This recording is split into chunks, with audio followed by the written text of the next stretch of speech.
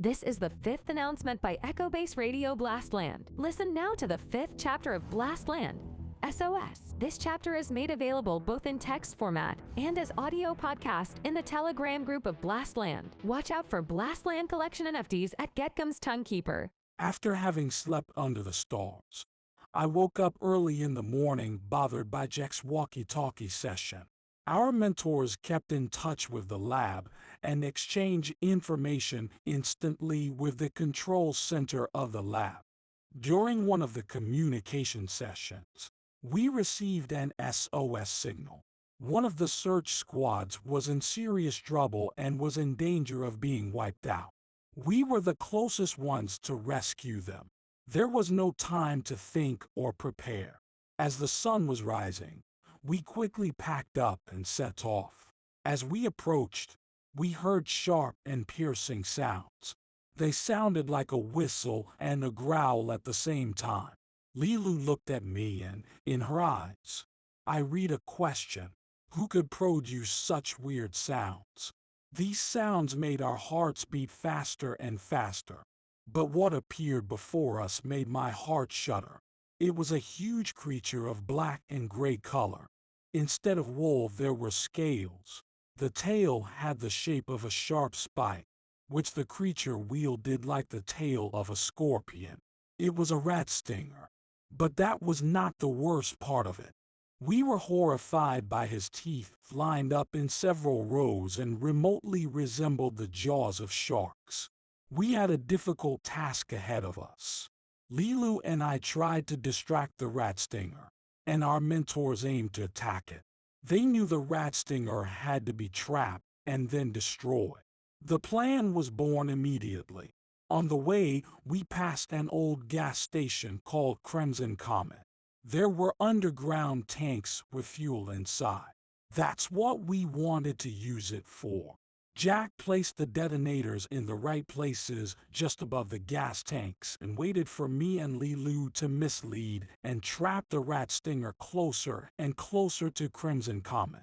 The rat stinger had already torn apart our colleagues who were accompanying their mentors.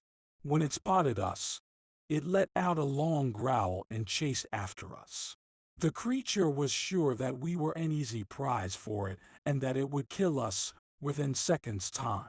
It would have done so if it hadn't been for our mentors, who were already waiting for it and ready to detonate the explosives. As soon as the rat stinger entered Crimson Comet close enough to the underground tanks, our mentors opened direct fire to kill it, which would win us a 10-second time to leave the danger zone and run away to a safe distance. Next, we heard a series of small explosions followed by a large blast that destroyed the rat stinger. When we returned to the place where our colleagues had accepted death, we found their mentors as well. They were injured and unable to move. Our mentors gave them first aid and contacted the lab, providing coordinates for their evacuation. And we continued our way into Blastland. Our way was blocked by a river called Lumen Stream, which had not existed before and was absent on all maps we got. Apparently, its appearance was the result of the apocalypse and radiation. But it did not make our task any easier. Jack's Vault Boy, which is basically a very modern Geiger counter and sophisticated computer, measured extremely high radiation values. It was not possible to go around Lumen Stream, as we did not know where the river starts and where it ends. We began to think about several ideas for crossing the radioactive river as we had our blast-safe suits with us. We decided to build a raft. We searched the area for the necessary materials.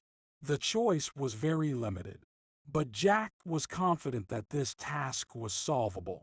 The river was full of surprises. Since we had already seen how much the flora and fauna had changed, and the surprises of the river could prove fatal for us. And we were not wrong. Lumen Stream was filled with various hostile creatures. They were just waiting for an opportunity to attack us. The idea of building a raft remained unrealized. Jack and other mentors started to think further and decided to try an airlift. For this purpose, we needed ropes and the possibility to fix them on the opposite shore. We had all that. Jack had a compact drone called Skim Flyer that could transport and hook the rope on the other side to an old water tower. When the rope line was fixed, Lilu and I were put into backpacks and strongly tied to our mentors. This is how we crossed Lumen Stream and were able to continue our way. This chapter was made available by Echo Base Radio Blastland. Watch out for next chapters in Blastland official Telegram channel. Visit our Blastland collection NFTs at Getcom's Tonguekeeper.